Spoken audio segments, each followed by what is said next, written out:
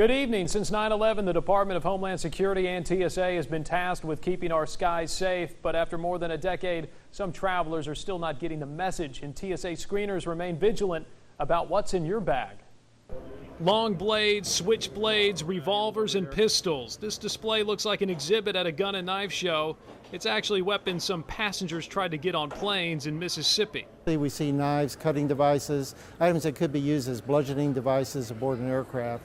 Many are obvious no-nos, like this makeshift device made to look like an explosive. Others, screeners have to make a few calls, like on this shovel. Occasionally we see the obscure item, and that's something we normally don't see. And then there's this. Even screeners aren't sure what to make of it, but if it looks like a threat, TSA officials believe better safe than sorry. Something could be innocuous, and you would have to look at the intent. But we don't do that. We just go strictly by that prohibited item list. While bizarre items have their attention, TSA officials are truly alarmed about the traditional prohibited weapons such as blades and handguns. A record amount of handguns have been discovered at TSA checkpoints in Mississippi this year. This year alone, we've had 23 firearms come through the Mississippi airports, which is a record year. We haven't seen that number since 2005. This loaded .32 caliber pistol was caught by a TSA agent at Jackson Medgar Wiley Evers International Airport on October 18th.